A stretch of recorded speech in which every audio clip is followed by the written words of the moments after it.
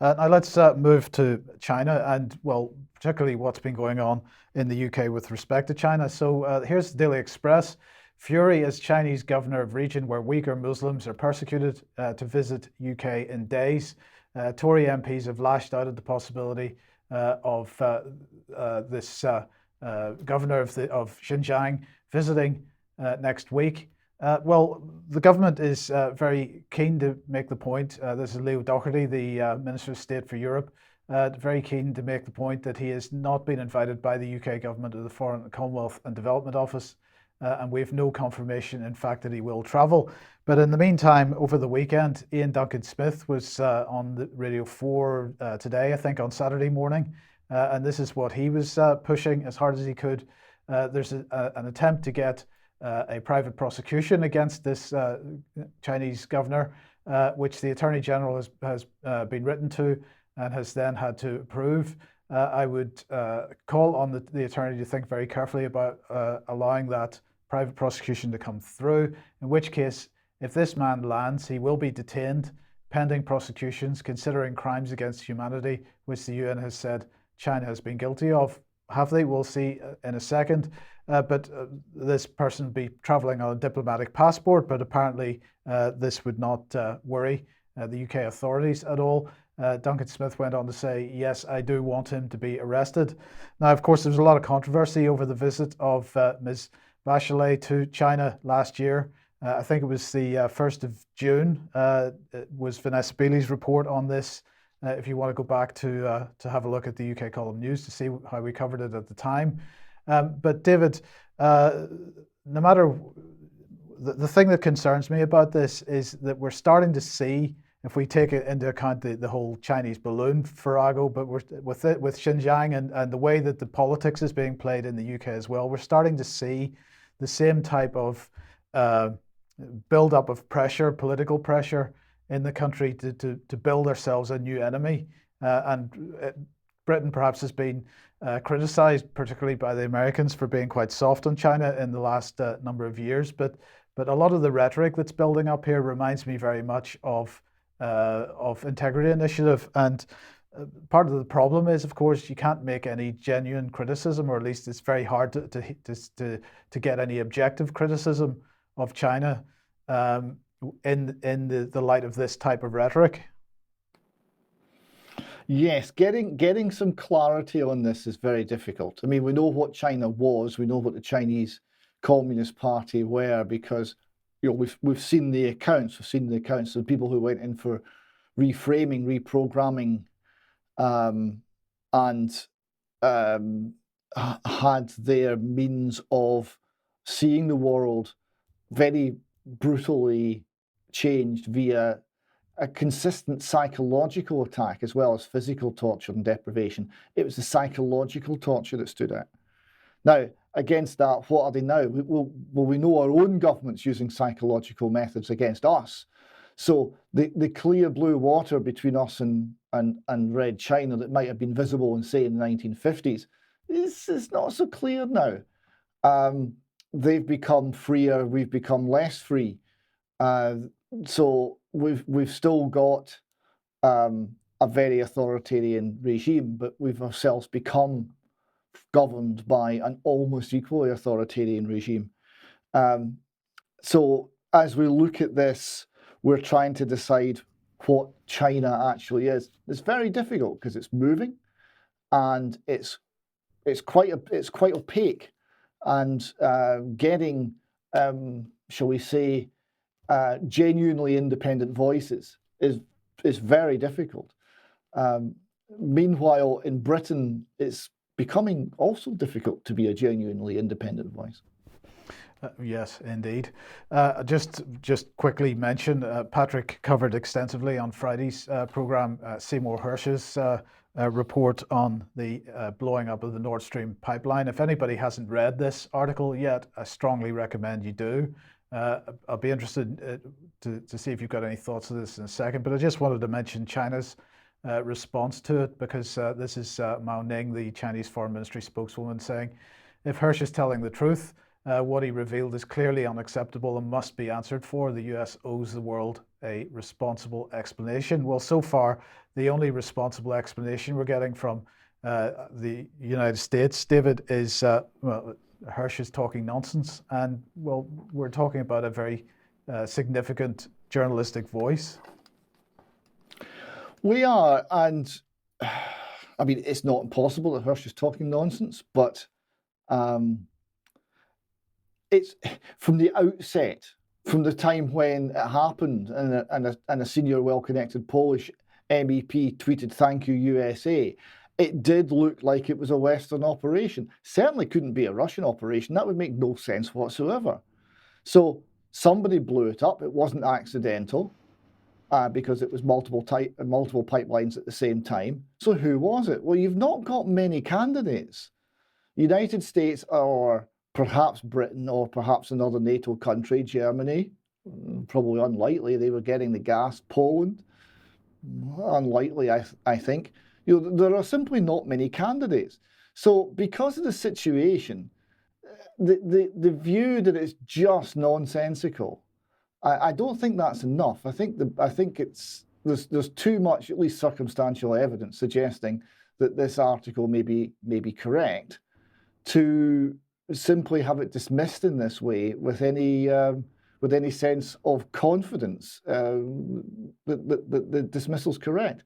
I think there needs to be some form of more open inquiry into exactly what the United States involvement was. Yeah, and indeed whether Britain had any involvement in it as well. Now, yesterday on the BBC, on Laura Kunsberg's programme, she was speaking to the Polish president, and well, they were discussing the issue of fighter jets, because of course, as we know, Zelensky was in the UK last week to beg for fighter jets for Ukraine. And the question is, would Poland be supplying fighter jets unilaterally? Let's have a quick listen to what he said. We think that this requires a decision by the Allies anyway, which means that we have to make a joint decision. Also, due to the fact that there is a very serious need for maintenance of F-16s if they were to be deployed somewhere, it is not only about the jets. You also need maintenance and technical background, technical servicing, and so on and so forth. So it is not enough just to send a few planes, a few jets. And a problem that we're facing, at least in Poland, is as follows. We have such jets, but they are fewer than 50. So, as a matter of fact, this is our only stock of jets that we have. This poses a serious problem if we donate even a small part of them anywhere, because I don't hesitate to say we have not enough of these jets. We would need many more of them. A decision today to donate any kind of jets, any F-16s, to donate them outside Poland, is a very serious decision, and it's not an easy one for us to take. So a couple of things that I thought were interesting there. First of all, that's the first time I've heard any kind of political acknowledgement or recognition of the support, engineering and backroom support that any giving of jets or even tanks to Ukraine would actually require, and therefore would need Western boots on the ground, which is a potential escalation. So that's one point. But the other point that he was very much making was, of course, they don't have enough to be giving them away. And so the Telegraph here reporting that British weapons could be made in Ukraine. So this is the defense industry hoping that they can get their foot in the door to help resolve this problem by actually setting up factories in Ukraine. This just gets more and more nuts. But anyway, so the British defense firms wanting to enter into joint ventures with Ukrainian defense companies to set up factories in Ukraine for licensed production of NATO arms and armaments. And the Telegraph saying the deal, quotes, is likely to be seen as a significant strengthening of Britain's relationship with Ukraine. So defense executives have been traveling to Ukraine with a view to setting up these joint ventures. Well, there we go, David. I don't know what your thoughts are on that, but it seems to me that perhaps setting up factories to build arms and armaments in a country which is an active war zone isn't probably the most sensible thing to do. And in a country where a good part of the population's actually siding with the the nation that you're ostensibly fighting? Is that not an absolute guarantee of sensitive military technology finding its way into the hands of the Russians? Could be. There are many questions to be asked, but there doesn't seem to be terribly much rational thinking anywhere in this whole program. But anyway, let's move on to the earthquake zone in Syria. And this is a Syrian foreign minister. Now, these aren't specifically his words, but they came from the foreign ministry, so I'm attributing to him. He is saying, Syria is calling on all countries and international organizations that have supported the Syrian people in its trials and tribulations caused by the devastating earthquake and in its ongoing fight against terrorism to demand the removal of the inhumane and illegal blockade that was imposed on Syrian people unconditionally without any conditions. So if you want to know more about what the implications or the impact that this earthquake has had on Syria, Vanessa Beeley covered it very well on Friday's program. Do watch that. But of course, he's calling for sanctions to be lifted. And as Vanessa reported on Friday, in the United States at least, they're paying lip service to the idea of disaster relief efforts being given some kind of lifting of sanctions, at least to provide for money to go to Syria to provide for disaster relief with respect to the earthquake. But Andrew Mitchell, who of course is Foreign Aid Minister, was on with Laura Kunsberg on Sunday. He wasn't quite so sure about the lifting of sanctions. Just listen to this.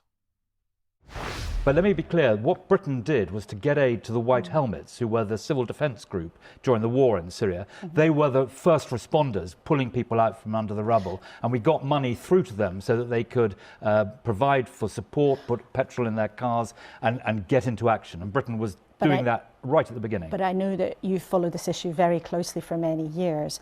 Is the way that President Assad is behaving costing life? Well, it's too early to say, because the significant support is coming through the UN there. And as I say, that is well coordinated. And the UN is in Damascus. The UN is able to deal with the Syrian authorities. And my information is, so far, that is working comparatively well. What about sanctions? Because Syria has been under tough sanctions for a long time because of President Assad's activities. America has said, hold off some of the sanctions for now to help get relief in. Is the UK going to do that too? Well, we will do everything we can to ensure that aid gets through to the people who are suffering. Well, the sanctions affect, for example, the ability to get money into the area, and we are finding ways all the time to achieve that successfully.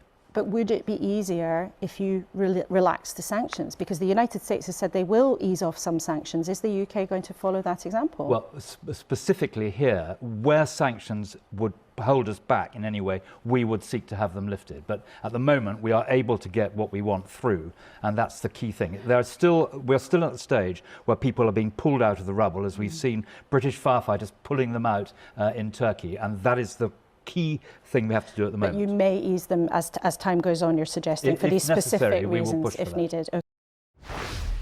If necessary, we'll push for that. In other words, David, no. Yeah, not until it's too late. And this reference to the way Assad is behaving is always without specifics. I find this very puzzling.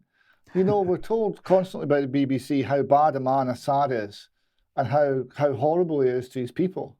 But there's never really anything specifically held.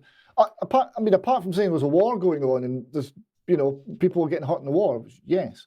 But apart from that, it seems to be very information light. If he's as bad as all that, where are the details?